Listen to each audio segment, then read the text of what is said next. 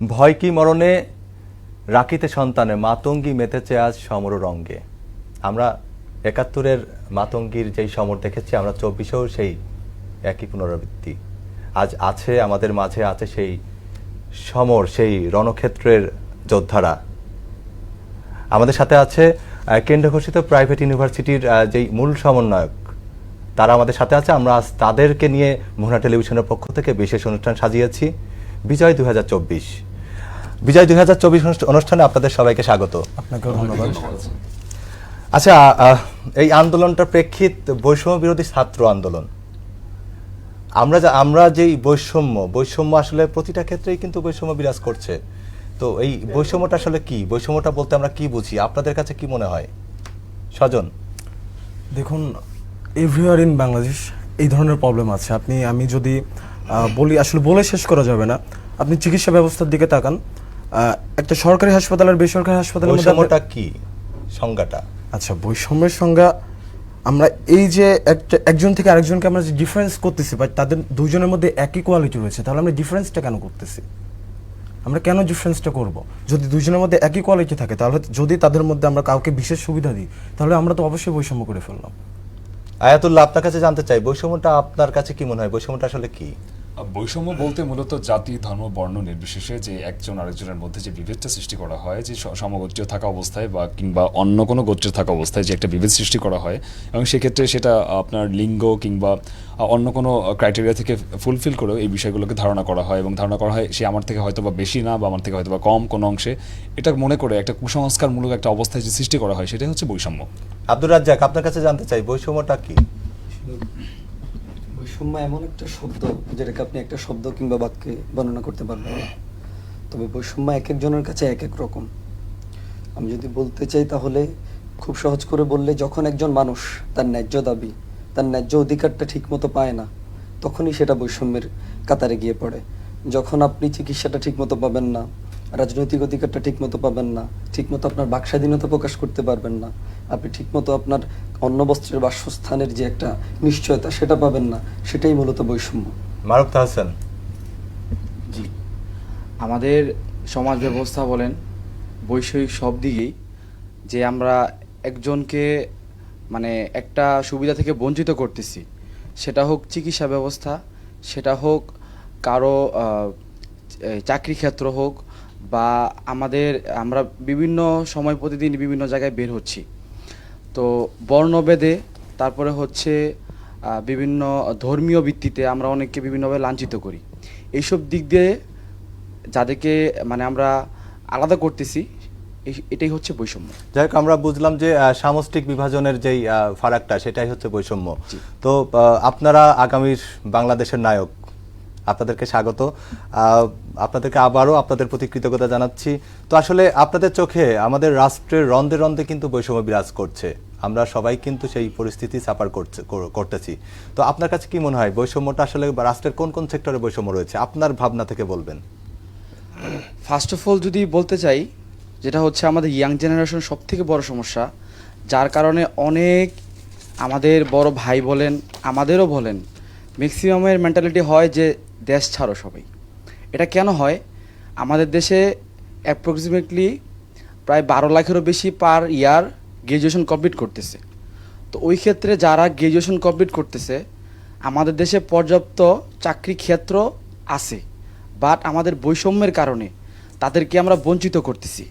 তো এই যে বঞ্চিত হওয়ার কারণে অনেকে গ্র্যাজুয়েশন কমপ্লিট হওয়ার পরেও, অনেক মেধা থাকার পরেও তারা বিভিন্ন কর্মক্ষেত্র থেকে বঞ্চিত হচ্ছে। বয়স হয়ে যাওয়ার পরেও তারা পারিবারিকভাবে লাঞ্ছিত হচ্ছে। অনেকে হয়তো লজ্জায় কিছু বলতে পারে না, ঘরে মানে কারোর কাছে শেয়ার করতে পারে না। আরেকটা জিনিস হচ্ছে, অনেকে শিক্ষাক্ষেত্রে একটা হচ্ছে এই চাকরি ক্ষেত্রে দেখা যায়, যারা সরকারি চাকরিতে করতে যায়, ওদের ক্ষেত্রে বিভিন্ন দল, তারপরে হচ্ছে বিভিন্ন ধর্মীয় দিক দিয়ে বিবেচনা করা হয়। ধর্মীয় দিক দিয়ে অনেক ক্ষেত্রে তাদেরকে সুযোগ সুবিধা দেওয়া হয় আগে। আর বৈষম্যের দিক দিয়ে যদি বলি, এগুলোই হচ্ছে আপাতত আমার দৃষ্টিতে। আব্দুর রাজ্জাক, আপনার কাছে জানতে চাই, রাষ্ট্রের আপনার দৃষ্টিতে রাষ্ট্রের কোন কোন জায়গায় বৈষম্য রয়েছে, যেটা আপনার হৃদয়কে পোড়ায়। এই কথা বলতে গেলে আমাকে কাজী নজরুলের একটা কথা কোট করতে হবে। উনি বলেছিলেন, এ জাতির রন্ধ্রে রন্ধ্রে যে পছন্দ রয়েছে তাতে শিকড় থেকে একেবারে উপড়ে না ফেললে এর সমস্যার সমাধান কোনোদিন হবে না। তো ওনার কথা থেকে আমরা বুঝতে পারি যে বাংলাদেশের প্রতিটা সেক্টর, প্রতিটা জায়গাতেই বৈষম্য সমস্যা। আমি স্পেসিফিক কিছু জায়গা বলতে গেলে চিকিৎসা ক্ষেত্রে বলতে পারি, সবসময় প্রাইভেট হাসপাতাল এবং সরকারি হাসপাতালের মধ্যে একটা ফারাক থেকে যায়। সরকারি হাসপাতালগুলোতে দেখা যায় যে পর্যাপ্ত এই শয্যা থাকে না, এই যারা চিকিৎসা সেবা দেন তারা ঠিক মতো রোগীদের টেক কেয়ার করতে চান না, একটা অবহেলার শিকার হয়। পাশাপাশি হলো পর্যাপ্ত পরিমাণ তাদেরকে মেডিসিন সার্ভ করা হয় না। এর পাশাপাশি বলতে গেলে আরও একটা বড় জিনিস হলো এদেশের রাজনৈতিক বৈষম্য। আমরা দেখেছি যে ৭১ পরবর্তী সময় থেকে ধীরে ধীরে এই দেশের মানুষের বাকস্বাধীনতাকে হরণ করা হয়েছে। সেটা যে দলই আসুক, যে মতের মানুষই আসুক, তারা কোনো না কোনোভাবেই এই দেশের মানুষের বাকস্বাধীনতাটাকে হরণ করে ফেলেছে। তারপর হলো যে আপনার মতামত প্রকাশের যে বৈষম্যটা, সেটা এখন অনেক প্রখর হয়ে দাঁড়িয়েছে। আমি দেশে জন্মগ্রহণ করেছি, মানুষ হিসাবে আমার দেশের প্রতি দেশের অন্যায় দেখলে কথা বলা এটা আমার ব্যক্তিগত অধিকার। কিন্তু দেখা গেল যে গত ১৫ বছর ধরে মানুষ কোনো অন্যায়ের প্রতিবাদ করার মতো কোনো ক্রাইটেরিয়া তাদের ছিল না। যখনই কেউ প্রতিবাদ করার জন্য দাঁড়িয়েছে, একজন হোক দুইজন হোক, তাকে গুম করে হত্যা করে এখান থেকে নির্মূল করে দেওয়া হয়েছে। ইভেন আমরা যদি আমাদের কথা বলি, আমরা যখন প্রথমে শুরুতেই এই বৈষম্য বিরোধী আন্দোলনের সাথে যুক্ত হয়েছি, আমাদের আয়েত ভাই আছেন, আমাদের অন্য ভাই আছেন, যারা আছেন সবাইকেই প্রতিদিন কোনো না কোনোভাবে হুমকি দেওয়া হতো, গুম করে ফেলবে, খুন করে ফেলবে, রাস্তাতে পেলে গুলি করে মেরে ফেলবে, বাসা বাড়িতে থাকতে দিবে না, পরিবার সহ নির্মূল করে ফেলবে। এই যে একটা জিনিস, এটা মূলত বৈষম্যের কারণে হয়েছে। আমার দেশে আমার যদি বাকস্বাধীনতা থাকতো, বৈষম্য না থাকতো, তাহলে আমরা কিন্তু আমাদের ন্যায্য অধিকারের সরকারের পক্ষ থেকে সমর্থন পেতাম। সরকার পক্ষ থেকে আমাদেরকে হুমকি দামকি দেওয়া হতো না। এই যে এই দেশের রন্ধ্রে রন্ধ্রে সব জায়গায় এত বৈষম্য, পাশাপাশি হলো নারীতে পুরুষে একটা বৈষম্য আছে, অনেকগুলো বৈষম্যই বলা যায়। তবে আমি বলবো যে আরেকটা বিষয় আছে, সেটা হলো যে এই দেশের মানুষের খাদ্যের নিশ্চয়তা ধীরে ধীরে কমে যাচ্ছে। একটা সময় যে চাল ৪০-৪৫ ছিল, সেটা ধীরে ধীরে ৭০-৭৫ গেছে। এখন মানুষ কিছু বলতেও পারে না, মুদ্রাস্ফীতি বেড়েই যাচ্ছে। মুদ্রাস্ফীতি বেড়ে যাচ্ছে। এটাই তো বৈষম্যের কারণে হচ্ছে। মানুষ কেন একটা সরকার গভর্নমেন্টকে এত বেশি ভর্তুকি দেওয়ার পরে, এত ট্যাক্স দেওয়ার পরে, এত কিছু দেওয়ার পরে একটা উন্নয়নশীল রাষ্ট্রে ক্রমাগত মুদ্রাস্ফীতি হবে, ক্রমাগত খাদ্যের মানের দাম বেড়ে যাবে।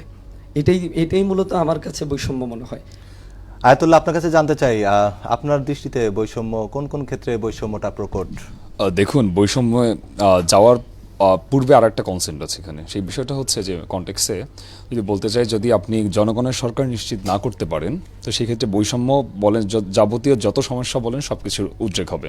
তো এই ক্ষেত্রে আমাদের প্রথম যেই বিষয়টা দাঁড়িয়েছে বাক প্রকাশের স্বাধীনতা।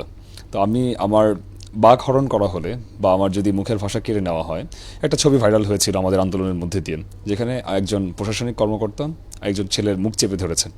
স্পষ্টভাবে এটাকে একটা সিম্বলিক্যাল মিনিং হিসেবে যদি নেওয়া যায়, বা একদম সরাসরি প্রতীয়মান একটা উত্তর হিসেবে আপনি পেতে পারবেন যে আমাদের বাক স্বাধীনতা কীভাবে হরণ করা হচ্ছে। সো বাক স্বাধীনতা যদি আপনি নিশ্চিত না করতে পারেন, বৈষম্য সর্বোচ্চ লেভেলের প্রকট আকার ধারণ করবে। কেন? কজ আপনি সেখানে আপনি কোনো ধরনের অ্যাকাউন্টেবিলিটি থাকবে না, ট্রান্সপারেন্সি থাকবে না। আপনি কি ভুল করছেন নাকি খারাপ করছেন না কি রাইট করছেন সেটা আপনি বুঝতে পারবেন না। আপনি লাগাতারে যদি ১৫ বছর ক্ষমতায় থাকেন, আপনার স্বাভাবিকভাবে আপনার মধ্যে এক ধরনের ইগোস্টিক একটা ব্যাপার চলে আসবে এবং আপনি ধরাকে সরাগান করে ফেলতে পারবেন। তো সেই দৃষ্টিকোণ থেকে বাক প্রকাশের স্বাধীনতার বৈষম্য সর্বাধিক। দ্বিতীয়ত যে বৈষম্য, সেটা হচ্ছে শিক্ষা ব্যবস্থা। শিক্ষা ব্যবস্থায় আমাদের বর্তমানে সবথেকে বেশি যে বিষয়টার প্রবলেম আমরা সম্মুখীন হচ্ছি, সেটা হলো বেসরকারি এবং সরকারি বিশ্ববিদ্যালয়ের মধ্যে যে বৈষম্য চলছে। কোনো কোনো ক্ষেত্রে ধারণা করা হয় যে টপ ওয়ার্ডার লেভেলের যে বেসরকারি বিশ্ববিদ্যালয়গুলো, সেখানে বিশ্বমানের শিক্ষা নিশ্চিত করা হচ্ছে, কিন্তু আবার এর নিচবর্তী যে বিশ্ববিদ্যালয়গুলো রয়েছে, যারা হয়তো বা র্যাঙ্কিংয়ে থাকছে না, তার মানেই হচ্ছে এই বিশ্ববিদ্যালয়গুলো খারাপ শিক্ষা প্রদান করা হচ্ছে। হ্যাঁ, সেটা হতে পারে। সেই ক্ষেত্রে আবার আমি ঘুরে ফিরে একই জায়গায় আসে বাক প্রকাশের স্বাধীনতা। ধন্যবাদ। প্রাইভেট ইউনিভার্সিটি এবং পাবলিক ইউনিভার্সিটির মধ্যে একটা ফারাক, মানদণ্ডে একটা ফারাক রয়ে গেছে। এটা আমাদের প্রচলিত শিক্ষা ব্যবস্থার দোষ। তো সেক্ষেত্রে আপনার কাছে কি মনে হয়, এই ফারাকটা কমাতে যেমন প্রাইভেট ইউনিভার্সিটিতে যেমন পড়াশোনার চাপ দেওয়া হয়, প্রাইভেট আসলে এভাবে দেওয়া হয় না, আমি যদি ভুল না করে থাকি, তো বিষয়টি একটু বলবেন? না, প্রথমত আপনার এই শেষ প্রশ্নের উত্তর দিয়ে আমি শুরু করছি যে আসলে প্রাইভেট বিশ্ববিদ্যালয়ে চাপ প্রয়োগ করা হয় না। আর সরকারি বিশ্ববিদ্যালয়ে চাপ প্রয়োগ করা হয়, এই বিষয়টা সম্পূর্ণ একটা ভুল ধারণা। কারণ হচ্ছে যে বেসরকারি বিশ্ববিদ্যালয়ে পড়লেই যে আপনি জাস্ট পাশ করে যেতে পারবেন বা আপনি পার পেয়ে যাবেন, বিষয়টা কিন্তু এমন কখনো আচ্ছা, আমার ওটা যদি ভুলই হয় তাহলে মানদণ্ড এক হবে না কেন? না, মানদণ্ড এক হচ্ছে না সেটাও বা আপনি কিভাবে বলছেন? আমার কাছে যেটা মনে হয় যে আপনি দেখতে পারবেন যে ওয়ার্ল্ড র্যাঙ্কিংগুলোতে এখন বেসরকারি বিশ্ববিদ্যালয়ে সরকারি বিশ্ববিদ্যালয়গুলোর সাথে সাথেই প্রতিযোগিতা করেই কিন্তু এগিয়ে যাচ্ছে। কিউএস ওয়ার্ল্ড র্যাঙ্কিং থেকে শুরু করে, কোকারেল সাইমন থেকে শুরু করে, ওয়ার্ল্ড নিউজ টাইম থেকে শুরু করে প্রত্যেকটা জায়গায় হচ্ছে বেসরকারি বিশ্ববিদ্যালয় সরকারি বিশ্ববিদ্যালয়গুলোর সাথেই সমান তালে এগিয়ে যাচ্ছে। তো আমি মনে করি যে এই ক্ষেত্রে চাপ প্রয়োগ করা হয় না। আর হচ্ছে একটা বিশ্ববিদ্যালয়ের শিক্ষার্থী এই সর্বোচ্চ পর্যায়ে এসে চাপ প্রয়োগ করে পড়াশোনা করতে হবে, এই বিষয়টা আসলে আমার কাছে খুব একটা দুর্বল যুক্তি মনে হয়। আসলে দেখা যায় বিভিন্ন সময় সরকারি বিশ্ববিদ্যালয় এবং বেসরকারি বিশ্ববিদ্যালয়গুলোর ফ্যাকাল্টি একই মানের থাকে। একটা বিশ্ববিদ্যালয়কে যখন র্যাঙ্কিং করা হয় সেখানে 5টা ভিত্তি নেওয়া হয়। বিশ্ববিদ্যালয়ের এমপ্লয়াবিলিটি রেট থাকে, তারপর বিশ্ববিদ্যালয়ে কী পরিমাণ ফ্যাকাল্টি এবং স্টুডেন্ট রেশিও আছে সেটাও থাকে, তারপর সেখানে কী পরিমাণ রিসার্চ পাবলিশ হচ্ছে সেটাও আয়াতুল্লাহ, থাকে। আপনার কাছে ভিন্ন প্রসঙ্গ নিয়ে আবার আসবো। হৃদয় স্বজনের কাছে জানতে চাই, আপনার কাছে আসলে কোন কোন সেক্টরে বৈষম্য রয়েছে বলে মনে হয়? আসলে বর্তমান প্রেক্ষাপটে বাংলাদেশের এমন কোনো সেক্টর নেই যেখানে বৈষম্য আপনি দেখতে পাবেন না। কোথাও কম কোথাও বেশি এই ধরনের একটা বিষয় থাকে। তবে আমি যে বিষয়টা নিয়ে প্রথমে বলতে চাই, আমি আমার জন্মের পর থেকে কখনো বাক স্বাধীনতা পাই নাই। এবং একটা দেশের গভর্নমেন্ট সরকার প্রধান যখন বৈষম্যের ধারক হয় তখন আসলে ওই দেশে এই ধরনের গণ অভ্যুত্থান হবে, যখনই হোক হবে। আপনি দেখেন, আমরা যখন এই আন্দোলনে অংশগ্রহণ করেছি, আমাদের প্রতিটা বিশ্ববিদ্যালয়ের সমন্বয়ক, আমার ধারণা এখানে আমরা কেউই নিজ বাসায় থাকতে পারি নাই। একটা দেশে বৈষম্য কত বড় আকার ধারণ করলে আমি আমার বাসায় ঘুমাতে পারতেছি না। আমি জানি যে আমাকে যে কোনো সময় ধরে নিয়ে যেতে পারে, আমাকে যে কোনো সময় গুম খুন করে দিতে পারে, ইভেন আমার লাশ হয়তো আমার পরিবার দেখতেও পারবে না। এই ধরনের বৈষম্য যখন একটা দেশের সরকার প্রধান ধারণ করে, তখন সে দেশের যে প্রতিটা সেক্টরেই বৈষম্য বিরাজ করবে, এটা আসলে মনে হয় যে কারোর বুঝতে বাকি থাকবে না। আমি যদি বৈষম্য নিয়ে ছোট করে বলতে চাই, আপনি আমাদের চিকিৎসা ক্ষেত্রের দিকে তাকান। আমার দেশে মেধাবী ছাত্রের অভাব নেই। আমার দেশের লোকজন কোনো বাইরে চিকিৎসা নিতে যাবে। আমার দেশে বৈষম্য এমন প্রকার আকার ধারণ করেছে যে কিছুদিন পর পর আমরা ভুয়া ডাক্তার শনাক্ত করি। একজন নাগরিক যখন অসুস্থ হয়ে শেষ পর্যন্ত ডাক্তারের শরণাপন্ন হয়, সেখানে আমরা দেখি যে ঢাকা মেডিকেল থেকে পর্যন্ত ভুয়া ডাক্তার বের হচ্ছে। আপনি আসেন প্রাইভেট হসপিটাল এবং সরকারি হসপিটালের মধ্যে চিকিৎসা ব্যবস্থার পার্থক্য দেখেন। সরকারি হাসপাতালে নিয়মিত আপনি পর্যাপ্ত বেডের ব্যবস্থা পাবেন না, আপনি সুন্দর একটা এনভায়রনমেন্ট সেখানে পাবেন না। বরং এমন সরকারি হাসপাতাল আছে যেখানে আপনি যদি সুস্থতার জন্য ভর্তি হন, আপনি ওইখানে অস্বাস্থ্যকর পরিবেশের জন্য বরং আরো অসুস্থ হয়ে যাবেন। আবার কিছু কিছু সরকারি হাসপাতাল আছে যেখানে ভালো চিকিৎসা পাওয়া যায়, কিন্তু সেখানে আসলে সেখানেও বৈষম্য, সিট পেতে কেবিন পেতে অনেক বৈষম্য আছে। হ্যাঁ, সিট পেতে কেবিন পেতে, আমি যখন বললাম যে একটা দেশের সরকার প্রধান যদি বৈষম্যের বাহক হয়, তখন প্রতিটা জায়গায় এই সিন্ডিকেট থাকবে যে দেখা যাবে যে হ্যাঁ আমার ভাতিজা, তুমি একে ভর্তি করো। একজন তার থেকে মুমূর্ষু রোগী যে সেখানে ভর্তি হওয়ার জন্য প্রয়োজন বা আগে উপস্থিত হয়েছে, সে সেখানে সিট পাবে না। তো এ ধরনের বিভিন্ন বৈষম্য আছে। আপনাকে ধন্যবাদ। আপনারা চারজনই যেই কোথায় কোথায় বৈষম্য রয়েছে, আপনারা চারজনের মধ্যেই কিন্তু একটা পয়েন্ট বলেছেন, বাক স্বাধীনতা। বাক স্বাধীনতার অন্যতম ধারক কিন্তু গণমাধ্যম। গণমাধ্যম কি আসলেই মুক্ত? আমরা কি আসলেই মুক্ত? আশা করছি গণমাধ্যম এখন থেকে মুক্ত হবে, আমি আহ্বান জানাচ্ছি। আমি আপনাদের সাথে কিন্তু আন্দোলন করতে গিয়ে আমরা কিন্তু নিউজ কাভারেজ করেছি, সংবাদ কাভারেজ করেছি। আপনারা কিন্তু প্রতিনিয়ত আমাদেরকে জানিয়েছেন এবং বিষয়টি কিন্তু আপনারা খুব গভীর থেকে বুঝছেন। তাহলে গণমাধ্যম কেন আক্রান্ত হচ্ছে? গণমাধ্যম তো কোনো দোষ করেনি, তাই না? এখন দেখুন, আমার মনে হয় না যে আমরা এমন কেউ নেই যারা কোনো গণমাধ্যমকে রিকোয়েস্ট করিনি যে ভাই আমাদের এই ফুটেজগুলো আপনারা পাবলিশ করেন। এবং প্রত্যেকটা মাঠ পর্যায়ের গণমাধ্যম কর্মী একই উত্তর দিয়েছে, আমরা তো ফুটেজ নিচ্ছি, ঊর্ধ্বতন কর্মকর্তা এটা হচ্ছে পাবলিশ করতে দেয় না। তো ঘুরে ফিরে প্রশ্ন এই জায়গায় আসে, যখন আমি একটা গল্প বলতে চাই। আমি কিন্তু ইসিবি চত্বরে ছিলাম। তো ওই দিন কিন্তু আদমজি ক্যান্টনমেন্ট স্কুল অ্যান্ড কলেজের 13 শিক্ষার্থীকে আটক করে নিয়ে যায়। তখন কিন্তু গুলশানের ডিসি যিনি, ওনার সাথে আমার বাকবিতণ্ডা হয়। উনি আমাকে প্রেসক্রিপশন করছে যে এটা জামাত শিবির বলবেন। আমি স্পষ্ট বলেছি যে আমার কাছে রেকর্ড আছে, স্পষ্ট বলেছি যে আমি আমার নীতি নৈতিকতা জায়গা থেকে বিন্দুমাত্র বিচ্যুত হব না। তো তার সাথে এক প্রকার তর্ক বিতর্ক হয়েছে এবং যেটা পরে ইসিবি চত্বরে যখন গিয়েছি, আমি কিন্তু শিক্ষার্থী দিয়েছি, আমি কিন্তু জামাত শিবির দিইনি। তো যখন ইসিবি চত্বরে গেলাম, শিক্ষার্থীরা কিন্তু আমাকে চিনে রেখেছে এবং তারা কিন্তু আমাকে সেইভাবে কৃতজ্ঞতা প্রকাশ করেছে। তো গণমাধ্যম নিয়ে কথা বলছিলাম। আপনার কথার সাথে আমি একটু কথা যোগ করতে চাইছি, সেটা হলো যে এই যে গণমাধ্যমের উপর হামলা, এই জিনিসটা আমরা একটু লাউড অ্যান্ড ক্লিয়ার করতে চাই। আমরা শুরু থেকেই বলে আসছি যে আমরা বিজয় পাওয়ার পরে গণভবনে হামলা, আমাদের সনাতনী ধর্মাবলম্বীদের উপাসনালয়ে হামলা, তারপর হলো মিডিয়া কাভারেজগুলোতে হামলা, এটার সাথে ছাত্ররা কোনোভাবেই জড়িত না। কিছু উৎসুক জনতা, তাদের পাশাপাশি স্বৈরাচারী শাসকদের দোষক এবং 15 বছর বিরোধী দলের কিছু মানুষ যারা ক্ষোভ নিজের মধ্যে লালন করে রেখেছেন, তারাই কিন্তু এটার সাথে সম্পূর্ণভাবে জড়িত। ছাত্ররা কোনোভাবেই জ্বালাও পোড়াও ভাঙচুর লুটপাট এটার সাথে আগেও জড়িত ছিল না, এখনও জড়িত নেই। আমাদের সমন্বয়কদের থেকে, আমাদের পক্ষ থেকে, কেন্দ্র থেকে আমাদের সবসময় একটা নির্দেশনা আমরা ফলো করে আসছি।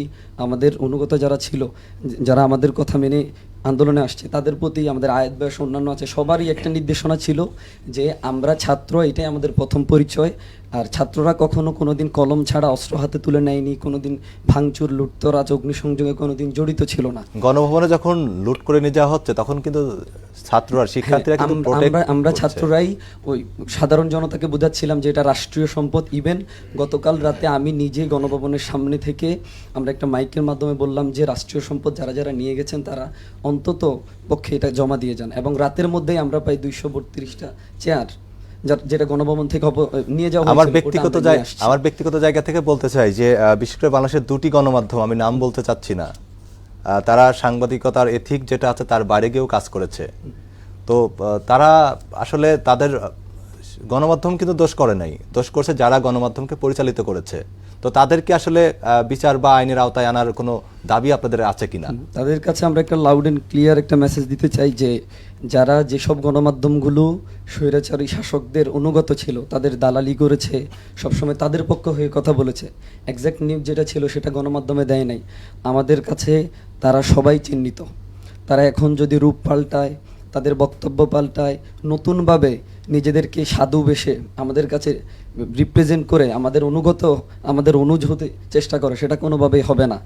আমরা প্রথম থেকেই বলে আসছি যে যারা জ্বালাও পোড়ার সাথে জড়িত ছিল না বা যারা কোনো খারাপ কাজের সাথে জড়িত ছিল না, সরকারের অনুগত ছিল না, নিজেদের ইচ্ছা থাকা সত্ত্বেও হয়তো অনেক গণমাধ্যমকে সরকার আটকে রেখেছে, হুমকি দিয়েছিল যে আপনারা এই নিউজ করলে আপনাদের এই ক্ষতি, তাদের প্রতি আমাদের কোনো ক্ষোভ নেই। আমরা প্রথম থেকেই বলছি দেশের মানুষের কাছে আমরা কৃতজ্ঞ, এই গণমাধ্যমের কাছে আমরা কৃতজ্ঞ, কারণ তারা যদি নিউজগুলো, আমাদের হামলার নিউজগুলো সারা দেশে ছড়িয়ে না দিত তাহলে আমাদের আন্দোলনটা এইভাবে একটা সর্বব্যাপী দানা বাঁধত না। রাজ্জাক, আমরা কালকে যখন প্রধানমন্ত্রী শেখ হাসিনা তিনি পদত্যাগ করলেন তখন কিন্তু আমাদের সাংবাদিক, আমাদের সহকর্মী যারা ছিলেন শাহবাগে, তখন থেকে কিন্তু আপনাদের যারা মূল সমন্বয়ক, কেন্দ্রীয় সমন্বয়ক যারা, তারা কিন্তু আমাদেরকে ফুল দিয়ে বরণ করেছে। বলাই যায় তারা কিন্তু গণমাধ্যমের উপর সন্তুষ্ট। এটা তো আমি তো একটু আগেই বলেছি যে যেসব মানুষগুলো আন্দোলনের শুরু থেকে, যে মিডিয়াগুলো আমাদের পাশে ছিল, আমরা তাদেরকে সাধুবাদ জানাই, তাদের কাছে আমরা কৃতজ্ঞ। এবং আমরা আমাদের সমন্বয়কদের পক্ষ থেকে, কেন্দ্রীয় সমন্বয়কদের পক্ষ থেকে এতটুকু দায়িত্বকণ্ঠে বলতে চাই যে আমাদের ছাত্রদের পক্ষ থেকে অন্তত তাদের প্রতি কোনো মামলা হামলা বা কোনো কিছু করা হবে না। উপরন্তু আমরা তাদেরকে এতটুকু নিশ্চয়তা দিতে চাই যে আমরা যেহেতু বিজয় পেয়েছি, এবার থেকে আপনারা স্বাধীন, আপনারা নিজস্ব মতামত আপনারা নির্ভীকভাবে প্রচার করতে পারবেন। কোনো সরকার, কোনো এই নেতা সেই নেতা আপনাদের উপর মামলা হামলা বা কোনো আপনাদের ত্রুটি চেপে ধরবে না সঠিক সংবাদটা প্রকাশ করতে, এতটুকু নিশ্চয়তা আমরা আপনাদেরকে দিতে পারি। রাজ্জাক, আপনার কাছে আবার আসবো। আমরা একটু চলে যাই আন্দোলনে, মাঠের অভিজ্ঞতা, আন্দোলনে কেমন কাটলো? হৃদয় স্বজনকে দেখছি যে আহত, মাথায় আঘাতপ্রাপ্ত হয়েছে। তো সেক্ষেত্রে যখন আপনারা আন্দোলনে করছেন, আন্দোলনে কিন্তু পদে পদে বাধা এসেছে। আপনি সহ আপনার ইউনিভার্সিটির অনেকেই কিন্তু আমাকে প্রতিনিয়ত সংবাদ দিয়েছেন, আমরা কিন্তু পাশে দাঁড়ানোর চেষ্টা করেছি। তো সব মিলিয়ে যখন আপনারা আন্দোলনের মাঠে, তখন আপনার পাশেই এক সহপাঠী বা বন্ধু বা ছোট ভাই, সে যখন গুলিবিদ্ধ হয়ে মারা যাচ্ছে, তো সেইটা হৃদয়ে নিশ্চয়ই ক্ষত সৃষ্টি করেছে। এবং সেই হৃদয়ের ক্ষতটা নিয়ে এই আন্দোলনটা চালিয়ে যাওয়া কতটা চ্যালেঞ্জের ছিল? প্রথমত, আপনি যখন চোখের সামনে এ ধরনের নির্মম হত্যাকাণ্ড দেখবেন, এই স্মৃতি আপনি কখনো ভুলতে পারবেন না। দ্বিতীয়ত, আপনি যদি ব্যক্তিত্ববান কেউ হন, চোখের সামনে যখন এত বড় অন্যায় দেখবেন, তখন আপনার মনুষ্যত্ব আপনার জীবন হুমকির মধ্যে থাকলেও বলবে যাও, রাস্তায় যাও, অধিকার আদায়ের আন্দোলন করো। আমি আমার চোখের সামনে এমন অনেক নির্মম হত্যাকাণ্ড দেখেছি এবং আমি জানতাম যে কোনো সময় আমাদের উপর আক্রমণ হতে পারে, আন্দোলন হতে পারে, বা আন্দোলন সংগঠিত করার সাথে যেহেতু আমরা ওতপ্রোতভাবে জড়িত ছিলাম, আমরা যখন একা থাকতাম তখনও ভয়ে থাকতাম। কিন্তু ওই যে বললাম যে আপনি আমার মাথায় এই যেটা কোট করলেন, এরকম শুধু আমার না, দেখুন আপনি যখন দেখবেন যে আমরা জাস্ট আবু সাইদ বা মুগ্ধ ভাই না, এরকম হাজার জন মারা গিয়েছে, যারা আন্দোলনে ছিল তারা সবাই জানে। এখন হাজার জন যখন নিহত হয়েছে বা শহীদ হয়েছে, তখন আমার মনে হয় না যে একজন বিবেকবান মনুষ্যত্ব যে ধারণ করে সে কখনো ঘরে বসে থাকতে পারবে। তারা সবাই আন্দোলনে ছিল এবং একটা কথা আমি বলতে চাই, এই আন্দোলনটা ছিল হচ্ছে একটা অরাজনৈতিক আন্দোলন।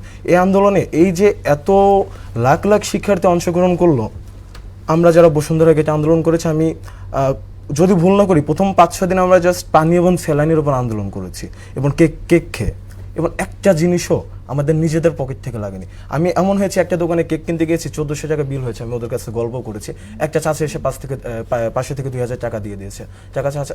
চাচা টাকা কি করবো বাবা, আমি তো আন্দোলনে যেতে পারতেছি না, কিন্তু এইটুকুন তোমাদের জন্য করতে চাই। মানে সেজন্য আন্দোলনটা ছাত্র জনতার আন্দোলন আমরা এই কারণেই বলছি। এবং পরবর্তীতে যখন প্রথমে তারা পাবলিক বিশ্ববিদ্যালয়ের শিক্ষার্থীদের মাঝছাড়া করলো, পরবর্তীতে যখন প্রাইভেট বিশ্ববিদ্যালয়ের ছেলেপেলেদেরও হচ্ছে একেবারে গুটিয়ে দিতে চাইলো, তখন আমার মনে হয় যে এই যে জনতার যে অংশগ্রহণ, পরবর্তীতে এই ছাত্র জনতা মিলে আমরা পরিশেষে এই বিজয়টা অর্জন করতে পেরেছি। মারুফ হাসান, আপনারা নিশ্চয়ই প্রাইভেট ইউনিভার্সিটিতে পড়াশোনা করছেন, আপনাদেরকে একভাবে ডমিনেট করা হয়, এটা প্রচলিত, এটা সবাই সাফার করতেছেন আপনারা। তো সেক্ষেত্রে যখন মূল আন্দোলন যে পয়েন্ট ঢাকা ইউনিভার্সিটির যে শাহবাগ রাজ্য ভাস্কর্য থেকে যে আন্দোলনটা শুরু হয়, যখন সরকার নানানভাবে তাদের রাষ্ট্রযন্ত্রকে ব্যবহার করে যখন ঢাকা ইউনিভার্সিটির বিভিন্ন হল থেকে শিক্ষার্থীদের বের করে দিল, হল বন্ধ করে দিল, তখন কিন্তু এক প্রকার তারা নিরুপায় হয়ে গেছে এবং তখন কিন্তু তারা মাঠে নামতে পারেনি। তারপরে কিন্তু যে প্রাইভেট ইউনিভার্সিটির শিক্ষার্থীরা, যাদেরকে ব্রয়লার বলা হয়, তারাই কিন্তু রামপুরা, বাড্ডা, বসুন্ধরা, উত্তরা কাঁপিয়েছে। জি, আমি আপনার সাথে একমত এবং ধন্যবাদ বিষয়টা মানে আমাদের সামনে উপস্থাপন করার জন্য।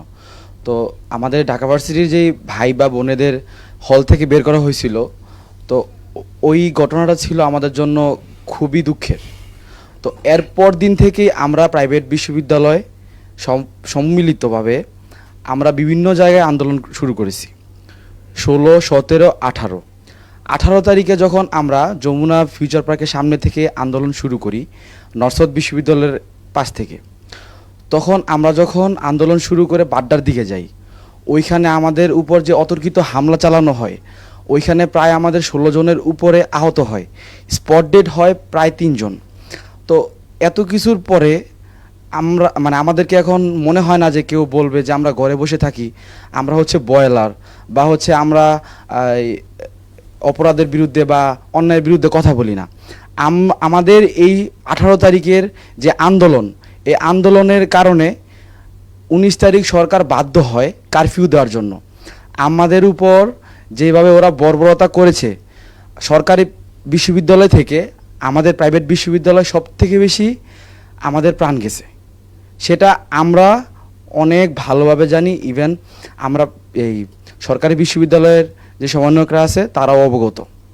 আমাদের এই পর্যন্ত যেই প্রতিদিনই প্রাইভেট বিশ্ববিদ্যালয়ের যেসব আন্দোলনগুলো হতো, একদিক দিয়ে আমাদের উপর অনেকভাবে আক্রমণ করা হয়েছে। ইভেন আমরা গতকাল যখন আমরা একেবারে শেষ পর্যায়ে চলে এসেছি, আমরা ছোট্ট করে 30 সেকেন্ডে আপনাদের সবার কাছ থেকে শুনতে চাই, আগামীর বাংলাদেশ আমরা কেমন দেখতে চাই, কেমন ভাবে আগামীর বাংলাদেশ আমাদের দেশটাকে সাজাতে চাই। প্রথমে আপনিই বলেন।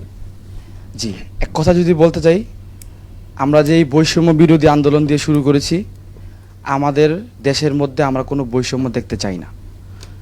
বৈষম্য সেটা কখনোই কারোর জন্য ভালো নয়, ভালো কখনোই না।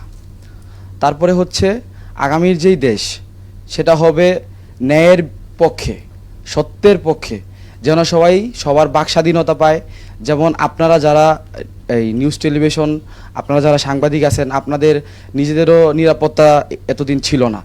সবার প্রত্যেকটা সেক্টর থেকে যেন সবাই নিজেদের স্বাধীনতা সত্যের পথে বলতে পারে, সবাই যেন হ্যারাসমেন্ট না হয়, সেটার পক্ষেই আমরা আগামীর বাংলাদেশ দেখতে চাই। আব্দুর রাজ্জাক, ইংরেজিতে যে দল যে নেতৃত্বে আসবে, যারা ক্ষমতায় আসবে, তাদের কাছে কি প্রত্যাশা? তাদের কাছে প্রত্যাশা হবে যে আপনারা এমন একটা সরকার গঠন করবেন, এমন কিছু নীতি নির্দেশনা তৈরি করবেন যেটা এদেশের মানুষের জন্য অ্যাকসেপ্টেবল, সবার জন্য অ্যাকসেপ্টেবল, সর্বজন গ্রহণীয় হয়। আর যারা নেতৃত্বে আসবেন তাদের কাছে একটাই অনুরোধ হবে, গত 15 বছর ধরে আমাদেরকে শোষণ করার পরে একটা সরকার একটা দানবীয় পর্যায়ে যাওয়ার পরও আমরা তাদের পতনকে নিশ্চিত করে দিয়েছি। তো আপনারা ক্ষমতা পাওয়ার পরে যদি তাদের অনুসারী হয়ে ওঠেন, তাদের দেখানো পথেই হাঁটেন, আমরা ছাত্র জনতা 24-এ যেমন আন্দোলনে আসছি, পরবর্তীতেও আন্দোলনে আসবো। তাদের কাছে একটাই অনুরোধ থাকবে, আপনাদেরকে আমরা আমাদের প্রত্যাশা নিয়ে, একটা স্বাধীন বাংলাদেশের প্রত্যাশা নিয়ে বসাচ্ছি, আপনারা আমাদের প্রত্যাশাটা রাখবেন, আমাদের একজন হয়ে আপনারা, আমরা যদি সংসদে না যেতে পারি আপনারা আমাদের হয়ে সংসদে কথা বলবেন, যেন এদেশের মানুষের অধিকারটা সমুন্নত থাকে, বাকস্বাধীনতা সমুন্নত থাকে, তার চিকিৎসা, তার অন্ন বস্ত্রের, বাসস্থানের যে একটা নিশ্চয়তা সেটা নিশ্চিত হয়। তাদের কাছে আমার প্রত্যাশা, আপনাদের আমরা প্রত্যাশা নিয়ে আমাদের সরকার গঠনে বসাচ্ছি, আপনারা আশা করি আমাদের প্রত্যাশাটা রক্ষা করবেন। আয়াতুল্লাহ, আপনার কাছে জানতে চাইবো যে কিভাবে আগামীর বাংলাদেশ গড়বেন, সেটা তো জানতে চাইবো। আর একটা সম্পর্ক হিসেবে প্রশ্ন রাখতে চাই, সেটা হচ্ছে দেশব্যাপী যে তাণ্ডব চলছে, বিভিন্ন রাষ্ট্রীয় প্রতিষ্ঠান অর্থাৎ থানা থেকে শুরু করে বিভিন্ন রাষ্ট্রীয় স্থাপনা ধ্বংস করা হচ্ছে, পুড়িয়ে দেওয়া হচ্ছে, এটা কিন্তু পরে যখন রিপেয়ার করা হবে সেটা কিন্তু আমার আপনার পকেটের টাকা দিয়ে করা হবে। তো সেক্ষেত্রে তাদের প্রতি কি মেসেজ, এবং যারা রাজনৈতিক দল আসবে এটার পুনরাবৃত্তি যাতে না ঘটে সেই ব্যাপারে আপনাদের কোনো মেসেজ আছে কিনা? প্রথমত হচ্ছে আমরা বৈষম্য বিরোধী ছাত্র আন্দোলন থেকে এখন যেটা চাচ্ছি সেটা হচ্ছে, আমরা ঘোষণা দিয়েছি, অলরেডি সেল গঠন করা হয়েছে, প্রত্যেকটা জায়গায় গিয়ে যে মাইকে ঘোষণা দিয়ে সেখানে সেল গঠন করে ইমিডিয়েটভাবে এই কাজগুলো যারা করেছে তাদেরকে চিহ্নিতকরণ এবং তাদের ক্ষতিপূরণের ব্যবস্থা করা, যাদের উপর হামলা করেছে, এবং হামলা যাতে না হয় সেই জায়গায় প্রোটেকশন দেওয়ার ব্যবস্থা করা হচ্ছে। এটা হচ্ছে শুরুতে আমাদের করণীয়। আর যেই বিষয়গুলো অলরেডি ঘটে গিয়েছে সেখানে হচ্ছে আমরা চিহ্নিত করার চেষ্টা করছি কারা এই বিষয়টা ঘটিয়েছে, এবং স্পষ্টত বলতে চাই যারা এই বিষয়গুলোর সাথে জড়িত থাকবেন তারা কোনোভাবেই বৈষম্য বিরোধী ছাত্র আন্দোলন কিংবা ছাত্র জনতার এই আন্দোলনের কোনো অংশ না, এবং তারা কোনোভাবে আমাদের অংশ হতেও পারবে না, এবং পরবর্তীতে এদের বিরুদ্ধে আমরা আইনি ব্যবস্থা নিব। এবং শুধু সেটাই না, আমরা যখন বিচার বিভাগীয় তদন্ত কমিটি গঠন করব এবং আমাদের যে ভাইদেরকে আটক করা হয়েছিল অন্যায়ভাবে, এবং আমরা এই বিষয়ে যখন বিচার কার্য স্থাপন শুরু করব আমরা পরবর্তীতে, অবশ্যই তাদেরকেও আইনের আওতায় আনা হবে। হৃদয় স্বজন, আপনার কাছে জানতে চাইবো যে রাষ্ট্র সংস্কার কিভাবে করে আগামীর বাংলাদেশ কেমন দেখতে চান? দেখুন, তার আগে আমি একটি ছোট্ট কথা বলে নিতে চাই। 52-র ভাষা আন্দোলন থেকে যদি আপনি আজকের 24-এর এই গণ অভ্যুত্থান পর্যন্ত দেখেন, এদেশের ছাত্র সমাজ প্রতিটা অভ্যুত্থানে ছিল অগ্রণী ভূমিকা পালন করে। তো আগামীর বাংলাদেশ আমরা এইভাবে দেখতে চাই, আমরা যেই বিষয়গুলো নিয়ে আন্দোলন করলাম এই বৈষম্যের বিরুদ্ধে, আগামীর বাংলাদেশে আমরা এমন কোনো বৈষম্য দেখতে চাই না। এবং পরবর্তীতে যে সরকারি রাষ্ট্র ব্যবস্থায় আসুক তাদের কাছে একটা মেসেজ লাউড অ্যান্ড ক্লিয়ার, আমরা যদি বিগত সরকারের মতো, যে বিগত সরকার যে ধরনের স্বৈরাচারী ডিক্টেটর জিনিসগুলো করে গিয়েছে, আমরা যদি সেই হাসিনা স্বৈরাচার সরকারকে পতন করতে পারি, so it's loud and clear, আপনারা যেই সরকারে আসুন এই স্বৈরাচারিতা করতে আসবেন না, এটা আশা করতেছি। যদি এ ধরনের কোনো কিছু করতে আসেন অবশ্যই আমরা আবারও প্রতিহত করব। বিজয় 2024-এ আপনাদের মতো নায়কদের আবারও আপনাদের প্রতি কৃতজ্ঞতা। তো আমাদের অনুষ্ঠান একেবারেই শেষ পর্যায়ে, শেষ করতে হচ্ছে। আপনাদেরকে আবারও তো স্বাগত জানাচ্ছি। দর্শক, আমরা এতক্ষণ কথা বললাম 24-এর যুদ্ধের যেই নায়ক, যারা বীর, তাদের সাথে কথা বললাম, তাদের কাছে শুনলাম যে তারা আগামীর দেশ কিভাবে সাজাতে চান, কিভাবে সংস্কার করতে চান, সেই বিষয়গুলোই কিন্তু তাদের কাছ থেকে আমরা শুনলাম। দর্শক, হ্যাঁ, আমরাও চাই একটি ন্যায়ভিত্তিক এবং শুদ্ধ বাংলাদেশ দেখতে। আপনারা ভালো থাকবেন।